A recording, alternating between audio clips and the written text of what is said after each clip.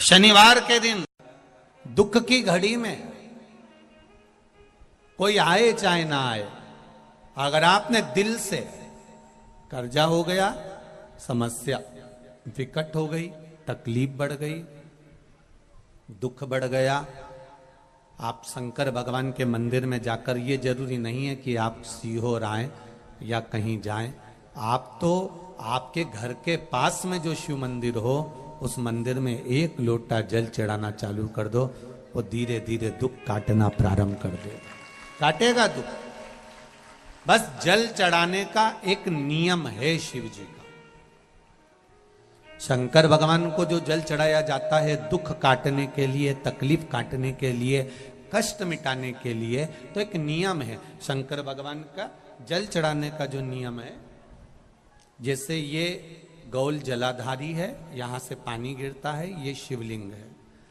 ये दो जो भगवान का पानी जहां बहकर जाता है ये गोल में से, तो यहाँ जो स्थान है ये सीधे भाग पर गणेश जी विराजमान है, लेफ्ट भाग में कार्तिकेय जी है, बीच में एक मोटी सी लाइन होती है जहां सुख सुंदरी है। ऊपर से जो बूंद बूंद पानी गिर रहा है वो शंकर भगवान की 5 लड़कियां हैं, जया, विषहरा, शामलीबारी, दौतली और देव। जहां गोल भाग है, जहां शिवलिंग रखा हुआ है, ये माता पार्वती जी का हस्त कमल है, जिसको पीठिका कहते हैं। महाराज, जल चढ़ाने का नियम है, जब हमारे ऊपर दुख होता है, तकलीफ होती है, कष्ट होता है, बड़ी दिक्कत परेशानी होती है, तो हम जल चढ़ाते हैं। तो उस जल को चढ़ाने का नियम है, पहले गणेश जी का स्थान, कार्तिकेय का स्थान, अशोक सुंदरी की जगह, फिर माता पार्वती की पीठिका, उसके बाद जलाधारी को स्मरण कर कर जल धीरे धीरे शंकर भगवान पर छोड़ा जाता है। जब धीरे धीरे शिव जी पर जल चढ़ाएं, उसके बाद में आप अपने मन की कामना जब जल चढ़ाते जाएं और बाबा से कहते जाएं, बाबा रोज कामना कहने की जरूरत नहीं है, एक बार आप कामना करो और उसके बाद जल चढ़ाना प्रारंभ करो, और उसको कहना जरूर, तेरे दरबार से कोई खाली नहीं गया मेरे शंभू, मैं नहीं जानती, मैं तो इतना जानती हूं कि कंकर शंकर है और तू सुनता जरूर है। ब्रह्मा ब्रह्म लोक में है, भगवान विष्णु वैकुंठ लोक में है, पर मृत्यु लोक में मेरा देव अधिदेव महादेव है, मेरी सुनेगा जरूर। और बाबा से विनय कर कर आप आइए। जल चढ़ाने का नियम, अगर दुख है, तकलीफ है, कष्ट है तो ऐसे चढ़ा दो, और अगर मन कर रहा है डायरेक्ट शिव जी पे चढ़ाना हो तो तुम्हारी मर्जी है, उसमें कोई मना नहीं है। पर कोई दुख भारी पड़ गया है, कोई तकलीफ भारी पड़ गई है, कोई कष्ट भारी पड़ गया,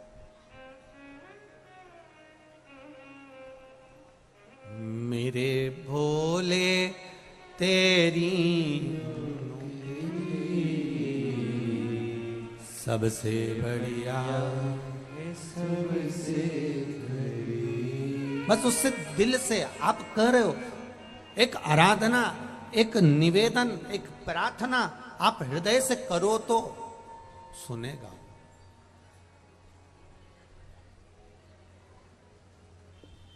जब से तेरा गुलाम हो गया, तब से मेरा भी नाम हो गया, जब से तेरा गुलाम हो गया, तब से मेरा भी नाम हो गया, वरना औकात क्या थी मेरी, वरना औकात क्या थी मेरी, सबसे बढ़िया है सबसे भोले बाबा तेरी नौकरी, सबसे बढ़िया है सबसे करी। महाराज, आप दिल से उससे प्रार्थना करिए, वो दिल से सुनता है, कहो उससे।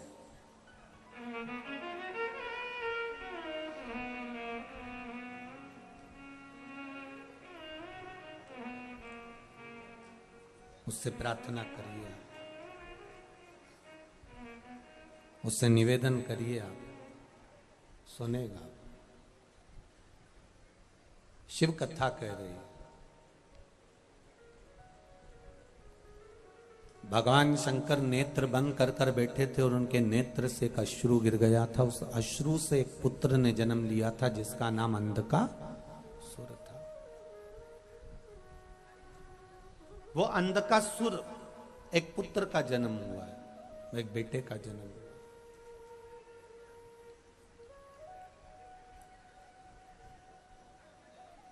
और पार्वती जी ने उसको गोदी में ले लिया।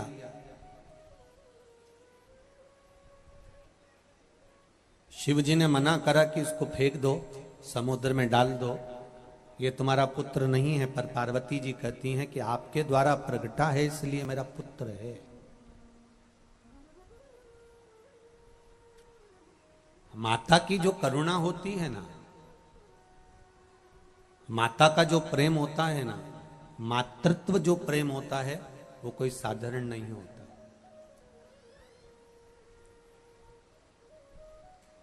पिता का काम है बच्चे को अच्छी एजुकेशन देना, पिता का काम है बच्चे को अच्छा पढ़ाना, पिता का काम है बच्चे को अच्छे कपड़े पहनाना, पिता का काम है बच्चे को अच्छे पेट भरकर भोजन कराना।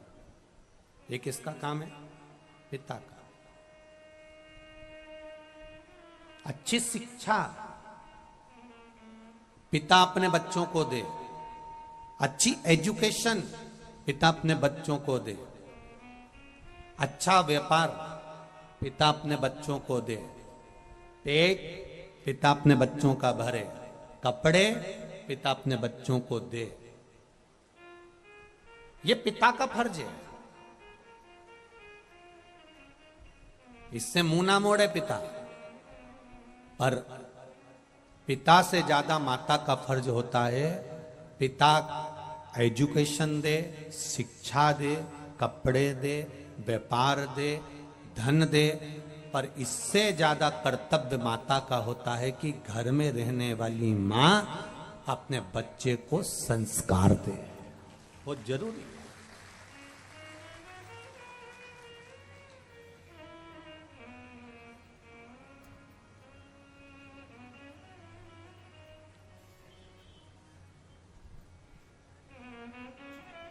मेरा धर्म पत्नियों से निवेदन है, जितनी भी यहाँ पर बैठी हुई हों, अर्धांगनियां जितनी भी बैठी हुई हैं, जितनी माताएं बैठी हैं, चाहे बुजुर्ग हो, चाहे युवान हो, चाहे नवयुगल जोड़ा हो, उनसे एक निवेदन करना चाहूंगा, आप अपने पति का सम्मान करना जरूर करना। कारण है, और पति से निवेदन है वो अपनी पत्नी का सम्मान करे। उसका एक कारण है, आने वाले समय में जो बच्चे बड़े होते चले जाते हैं, बहुएं आ जाती हैं, उनके सामने अगर पति पत्नी को चिल्लाए या पत्नी पति को चिल्लाए तो बहुओं पर उसका गलत असर पड़ता है और फिर बहुएं भी अपने पति को चिल्लाकर बात करती है। उसको सिखाना आपको है।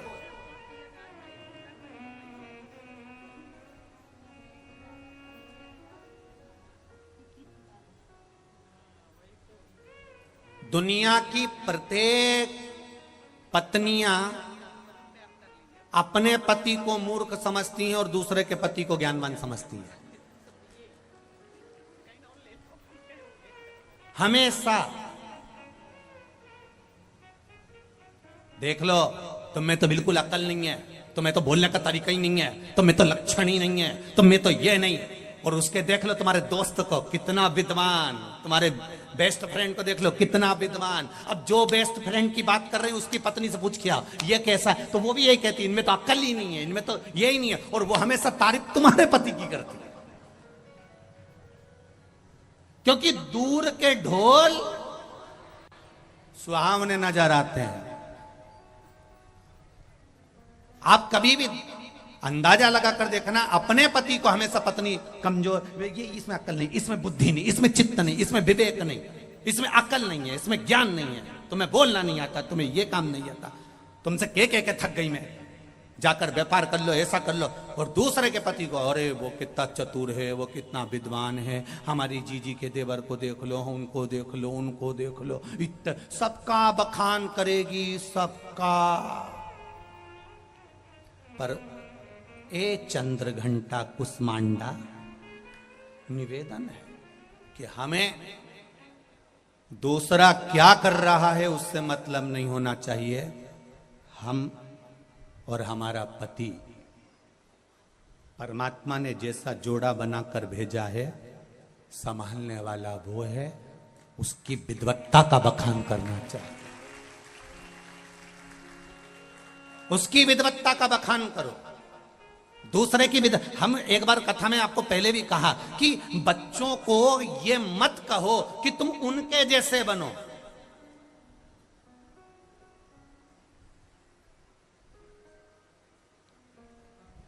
इस चीज का लोगों ने हमारे लिए विरोध भी करा है, ऐसा नहीं है।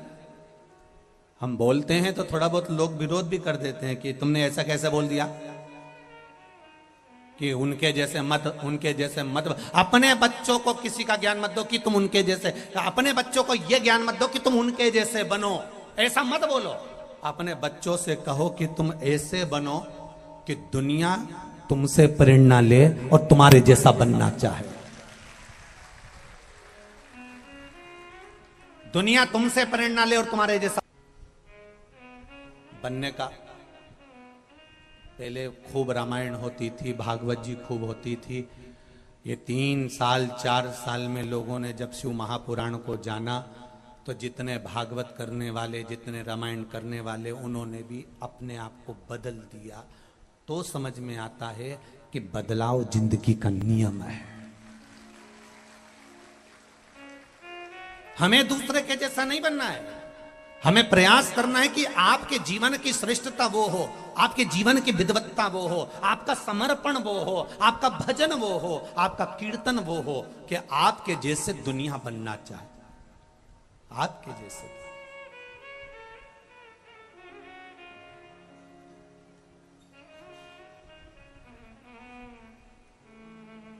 हम हमेशा अपने बच्चों को कहते रहते हैं, एक माता पिता अपने बच्चे से हमेशा कहते थे, बेटा बनो तो राम बनो, बनो तो श्रवण बनो।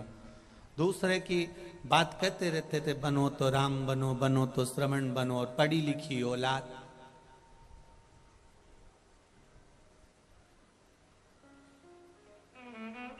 उन्होंने कह दिया, मम्मी तुम कभी कृष्ण बनने को तो कहती नहीं हो।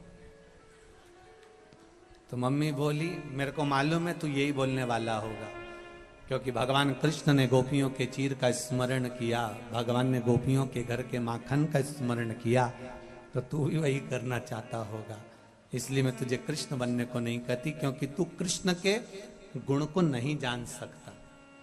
ये सब भगवान कृष्ण के तो गुण हैं, इसको समझने वाला किस तरह से समझ सकता है, ये उसके ऊपर है।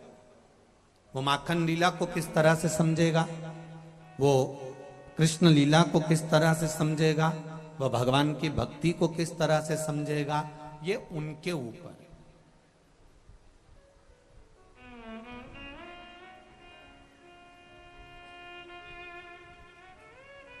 ये उनके ऊपर। फिर बेटे ने कहा, ठीक है मम्मी, चतुर था बेटा, उन्होंने कहा तुम मुझे राम और श्रवण बनने को कहती हो, लाओ मैं राम बनने को तैयार हूं। दशरथ जी ने पूरी सत्ता राम जी को सौंप दी थी, लाओ मुझे तिजोरी की चाबी दो, मैं राम बन जाता। हम बच्चों को वो बनाएं जिसको देखकर दुनिया प्रेरित हो।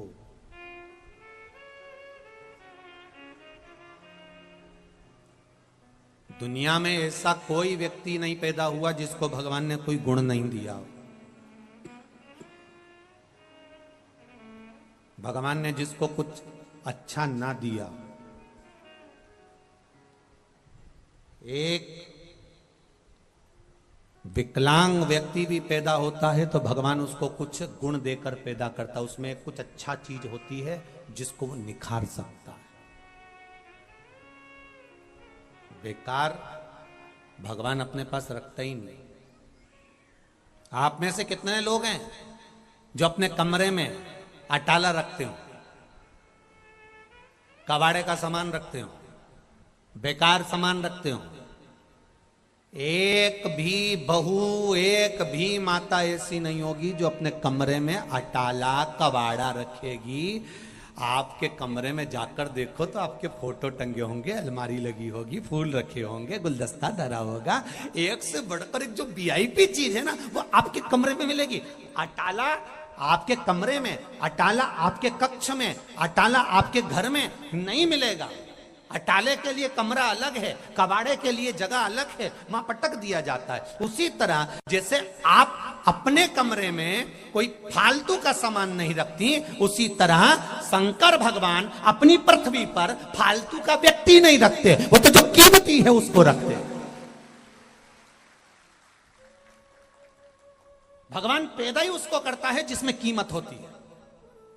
कईयों को भगवान संतान नहीं देता, वो रोती है, बिलकती है, तो भगवान के आगे हाथ जोड़कर रोती है कि मुझे संतान क्यों नहीं। भगवान के कीमती होता तो दे देता, परंतु हो सकता है कि संतान दूं और वो गलत निकल जाए और जिंदगी भर तू रोए, इसलिए नहीं दी मैंने। तो कीमत भगवान अपनी पृथ्वी पर, जब आप अपने कमरे में अटाला नहीं रखते तो भगवान अपनी पृथ्वी पर अटालाओं को क्यों रखेगा? कई लोग कहते हैं कि ये निंदा करने वाले, चुगली करने वाले, बुराई करने वाले, इनको भगवान ने क्यों पैदा कर दिया? ये इतने बेकार बेकार लोगों को क्यों पैदा कर दिया? भगवान से पूछा गया तुमने इनको क्यों पैदा करा? भगवान कहते हैं इनको पैदा करने के लिए इसलिए पैदा करा क्योंकि ये ना जाने कितनों का मल धो देंगे, ना जाने कितनों का पाप धो देंगे। और राजा की काया जब टपक टपक कर गिरने लगी, राजा ने सारे डॉक्टर, वेद, औषधि सब करवाया, पर इलाज नहीं लगा, उसको आराम नहीं लगा।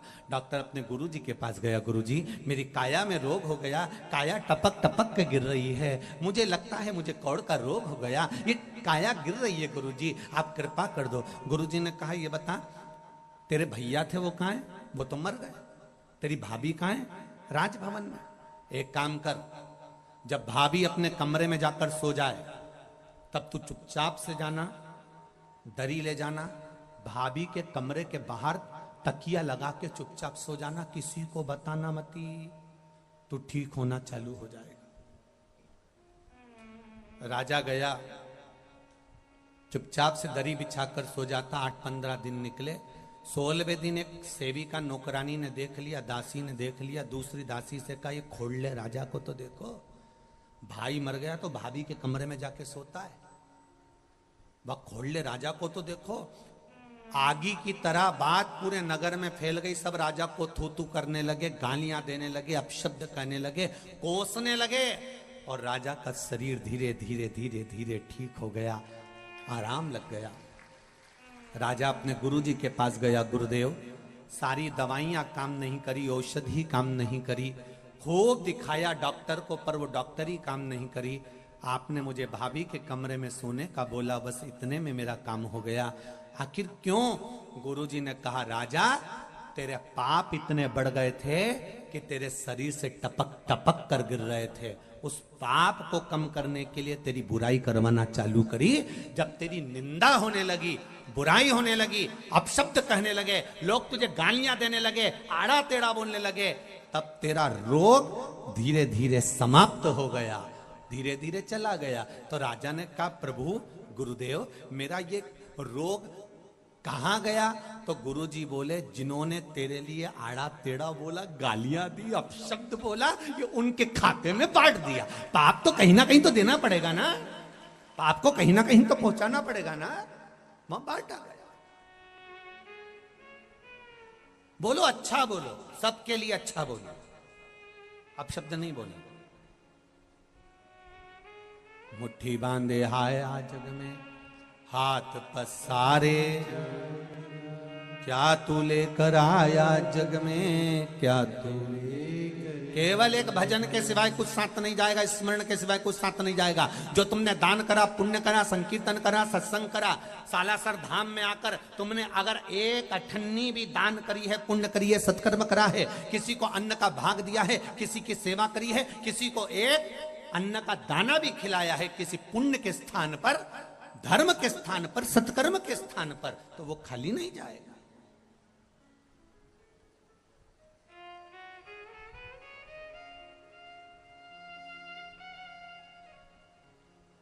वो खाली नहीं जा सकता।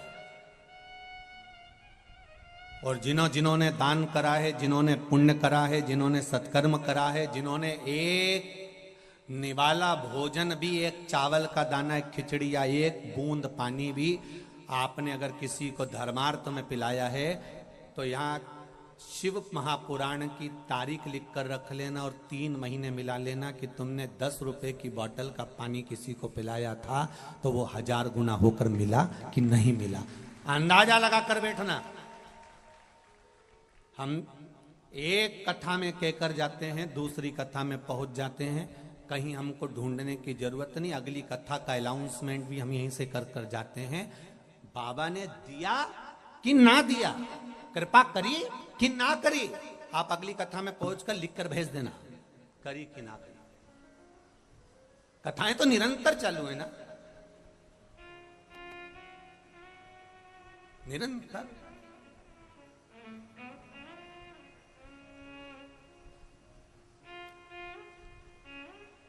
कम नहीं देता मेरा बाबा। महाराज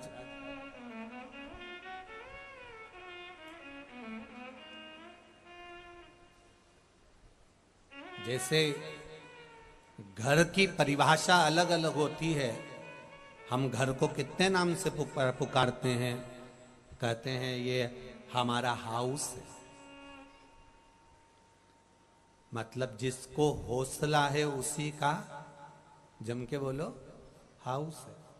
कोई कह देता है ये हवेली है, जिसमें चारों तरफ से हवा प्रवेश करे, वो जम के बोलो हवेली।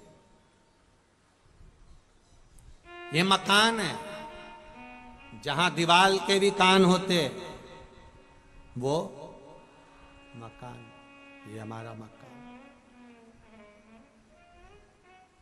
ये फ्लैट है, कर्जे पे बनाया, दे दे के अर्थी पे लेट गए, उसी का नाम फ्लैट। चुका चुका के, चुका चुका के, चुका चुका के आखिरी में लेट गए, उसी का नाम फ्लैट। जिंदगी भर देते रहे, ले साहब ले। फिर एक नाम आया बंगला,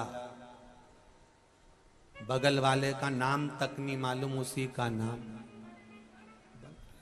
कौन पास में रह रहा है, क्या दुख है, क्या तकलीफ है, बंगले वालों को कुछ नहीं मालूम। वो तो अपनी मस्ती में रह रिया है। अंदर गया गाड़ी में से, इसके सिवाय पड़ोस में क्या हो उसे कोई मतलब नहीं।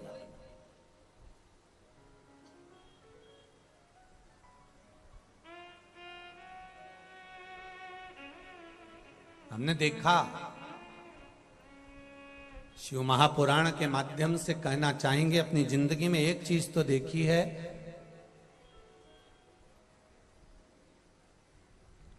जो ज्यादा भाव खाता है वो बाद में बड़ा पाव खाता है। ये चीज तो देखी।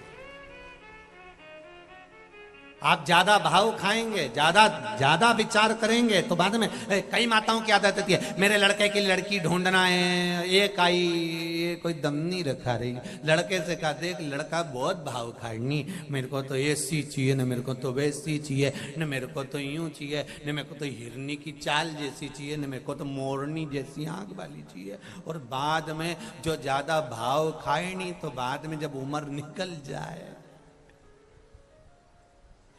फिर जो मिली, तू तो काली रे कल्याणी हो मां, जित देखूं ते जो ज्यादा भाव खाए, फिर बाद में जम के बोलो बड़ा और पाव खाए, फिर मुश्किल है, बहुत मुश्किल।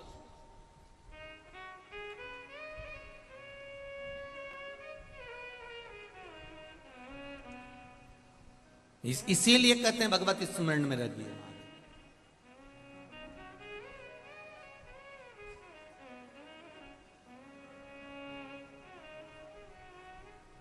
महाराज, अंधकासुर का जन्म हुआ, पार्वती जी ने गोदी में लिया, पुत्र मान लिया। मातृत्व प्रेम ही इसी को कहते हैं। एक माता की जो दृष्टि होती है, माता का जो स्वरूप होता है, वो अपने बच्चों के प्रति जैसा समर्पण भाव रहता है, ऐसा ही समर्पण भाव उसका बहुओं के प्रति रहता है, और बहुओं का भी समर्पण भाव माता के प्रति रहता है। दुनिया के लोग कितना भी कह दें कि बहू बुरी होती है, बहू में लक्षण नहीं होते, बहू में ये नहीं होता, वो नहीं होता, तो मेरा बुजुर्ग माताओं से निवेदन है, तो तुमने अपने छोरे की शादी करी तो क्या देख के करी? छोरे ने तो नहीं किया था कि शादी कर दो। पहले तो तुम्हें उसका गुण दिखा था ना, पहले तो तुम्हें उसमें विद्वत्ता दिखी थी ना, पहले तो उसमें नम्रता दिखी थी ना। ये विद्वत्ता उसमें थी, ये गुण उसमें था। ऐसी कोई बहू नहीं होती जिसमें संस्कार नहीं होते। बस हमको साधना आना चाहिए। थोड़ा बहुत गलती हमारी भी होती है। हम जब घर में बहुएं आ जाती हैं, हम मिनक निकालना प्रारंभ कर देते हैं। आपको ये अंदाजा नहीं रहता कि वो दूसरे के घर से आई है।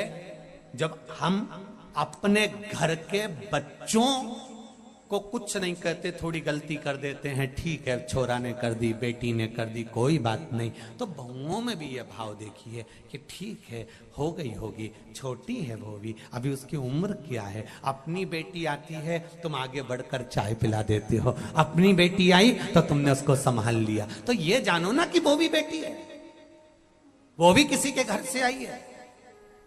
न बहू बुरी होती है न सास बुरी होती है। जो कहते हैं कि बहू बुरी है, जो कहते हैं सास बुरी है, हम कहते हैं दोनों बुरे नहीं है। कुछ समय का चक्र ऐसा होता है कि दोनों में विवाद उत्पन्न करा देता है और दोनों का मन मुटाव कराकर दूर कर देता है। उस समय को पहचानो, समय को निकालने का प्रयास करो। जब विवाद बड़ी घड़ी आ जाए, ऐसा लगे कि समय बेकार चल रहा है, और निश्चित है कई लोग खड़े होकर कहते हैं मेरे साथ में 50 लोग हैं, मेरे साथ में 100 लोग हैं। कई कई नेता कह देते हैं मेरे साथ में हजारों लोग हैं। महाराज ढेर सारे पड़े, एक बार कथा दो, तुम ऐसी कथा करवा के बताऊंगा कि सब देखते रह जाएंगे। मेरे पास में 1000 लोगों की टीम है, मेरे पास में 100 लोगों की टीम है। ये तुम्हारे साथ टीम नहीं है, तुम्हारे समय के साथ टीम है। तुम्हारा समय अच्छा चल रहा है तो लोग तुम्हारे साथ हैं।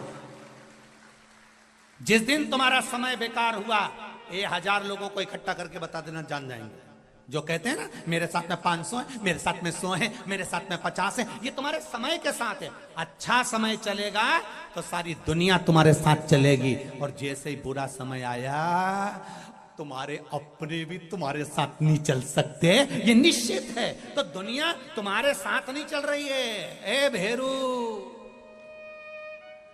अकड़ में मत जीना कि दुनिया तुम्हारे साथ चल रही है। दुनिया तुम्हारे साथ नहीं, तुम्हारे समय के साथ चल रही है। अच्छा समय चल रहा है इसलिए दुनिया तुम्हारी सुन रही है, इसलिए दुनिया तुम्हारे साथ चल रही है। जैसे ही बुरा समय आएगा, दुनिया कोई किसी के साथ नहीं, वो दूसरे के साथ चली जाएगी। तुम देखो अभी कुछ दिन के लिए कोई विधायक बन गया तो लोग उस विधायक के पीछे पड़ गए। कोई पूर्व विधायक हो गया, उसको कौन पूछ रहा। इसके बाद कोई सांसद बन गया, उसको पूछे। कोई पूर्व सांसद हो गया, उसको कौन पूछ रहा। कोई अध्यक्ष बन गया, उसको पूछे। इसके बाद कोई अध्यक्ष से हट गया, उसको कौन पूछे। जिसका समय होता है, जिसकी घड़ी होती है, जिसका पल होता है, जिसका समय निश्चित, उसको लोग पूछते हैं। उसके बाद कौन किसको पूछ रहा है, सब चल ठीक है, चल रहा है, हो रहा है, जा रहा है, कौन पूछेगा। समय बड़ा बलवान है, उस समय की गणना करिएगा। समय जैसा दुनिया में कुछ भी नहीं। बस भगवान से कहते रहना, इस समय बाबा अच्छे समय में भी तू मेरे साथ रहना और बुरे समय में भी तू मेरे साथ रहना। बस इतनी कृपा करना।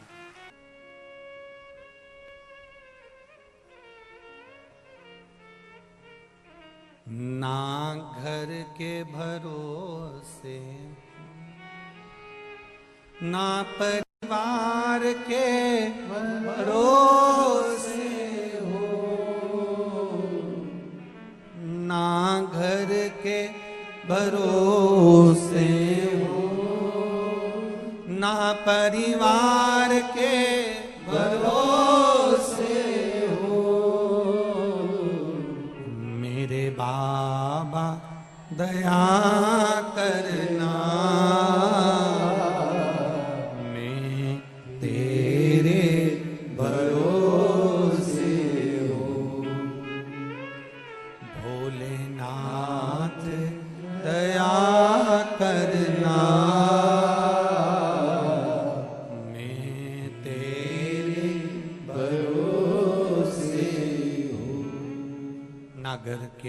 ना परिवार के, ना कुटुंब के, ना कबीले के। जब ये अच्छे समय में साथ रहते हैं, बुरे समय में कोई नहीं, तब जो अच्छा और बुरा में दोनों में साथ रहे, वो देव अधिदेव महा हर जगह।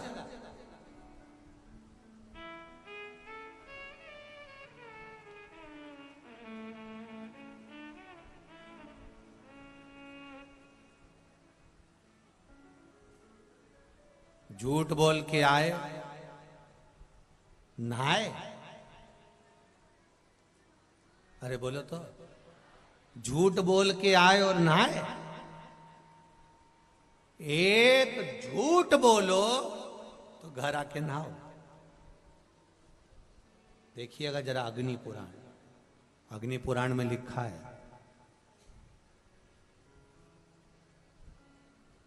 एक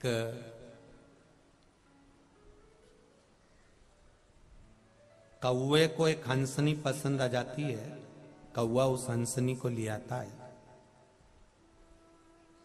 हंस अदालत में केस लगा देता है कि मेरी हंसनी को कौवा ले गया, छुड़ा दीजिए।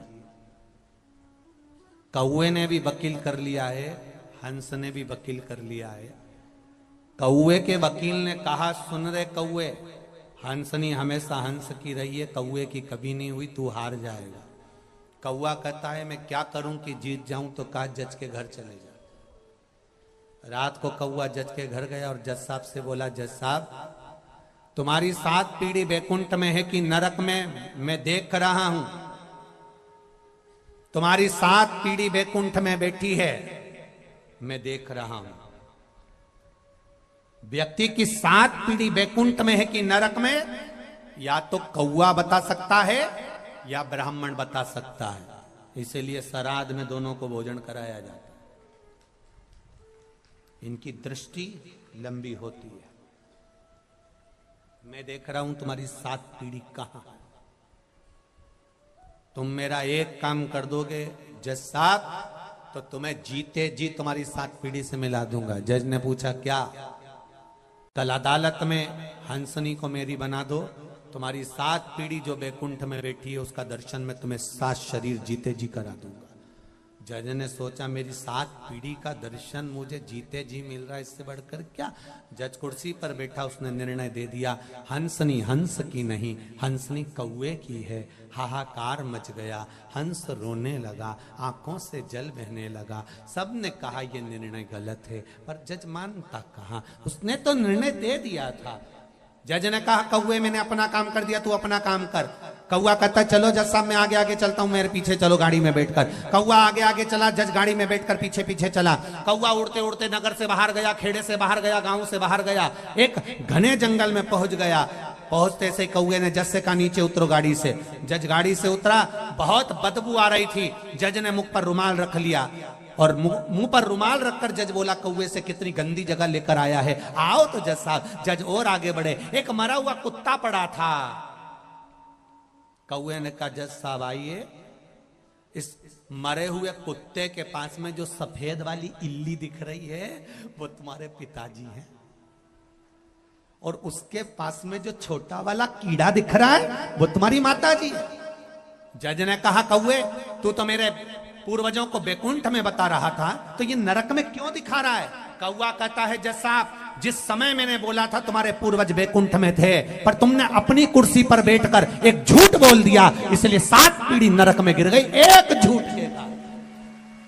जरा विचार करिएगा, एक झूठ के कारण जब 7 पीढ़ी नरक में गिर जाती है, तो झूठ बोलने के बाद गंगा जल से नहाना चाहिए कि नहीं नहाना चाहिए, तो निर्णय तुम्हारा होना चाहिए। और तुम दिन भर मोबाइल पे कितना झूठ बोलती हो रही जगदम्बा, कितना राम, और ऊपर से कह रही मैं तो इतना भजन करती हूँ, मैं इतना भजन करती हूँ, मैं इतना कीर्तन करती हूँ, इतना कीर्तन करती हूँ। तुम 7 दिन झूठ बोलने की जगह एक दिन ऐसा बना लो कि मैं केवल इसी दिन झूठ बोलूंगी, या समय बांध लो कि मैं सुबह 9 बजे से 11 बजे तक झूठ बोलूंगी।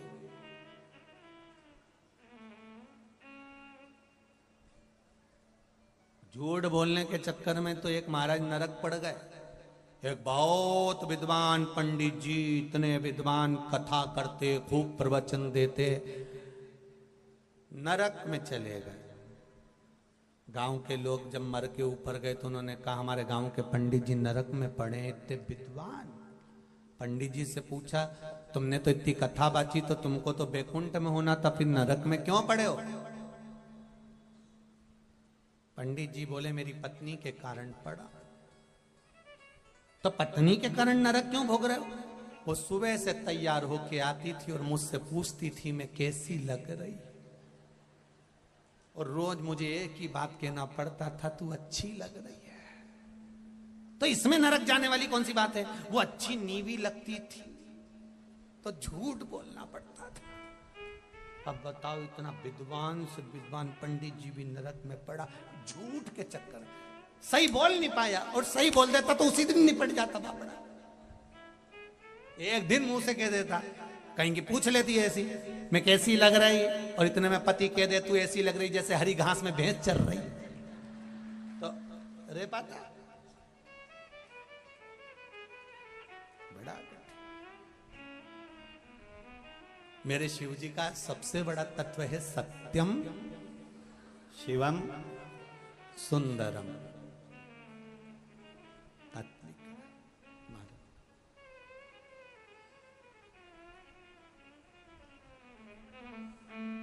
इसीलिए शिव कथा कहती है, भगवान शंकर का संवाद कहता है, शिव तत्व कहता है।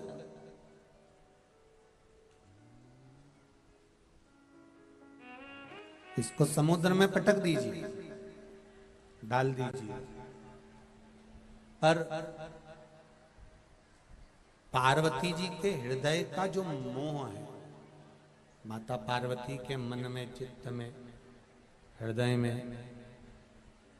जो पुत्र के प्रति आसक्ति थी, तो कैसे डाल दे मां?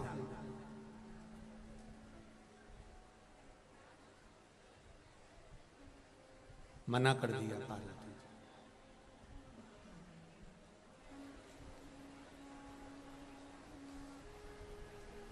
मैं इसको पानी में नहीं डालूंगी क्योंकि ये आपके द्वारा प्रकट हुआ है, पुत्र है। शिव जी ने पार्वती जी को समझाया कि नेत्र बंद करने के बाद प्रकट हुआ है, अगर नेत्र खुले रहते और जब वो प्रकट होता तो बात दूसरी थी।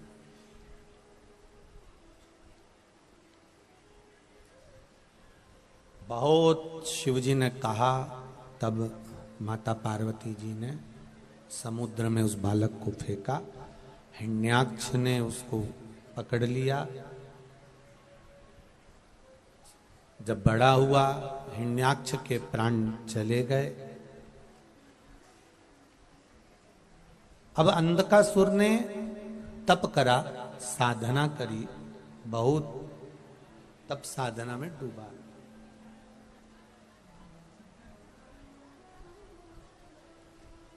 सिद्धि प्राप्त करिए,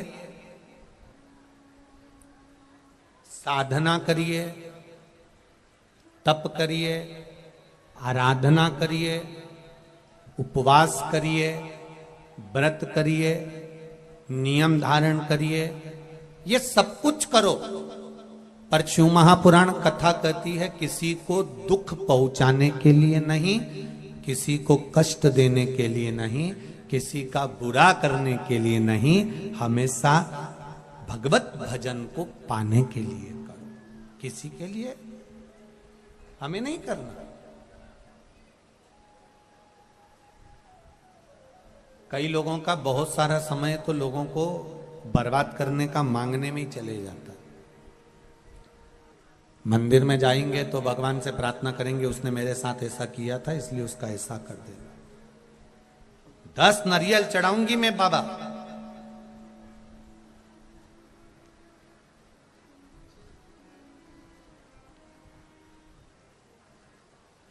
शिव महापुराण में आओ, 200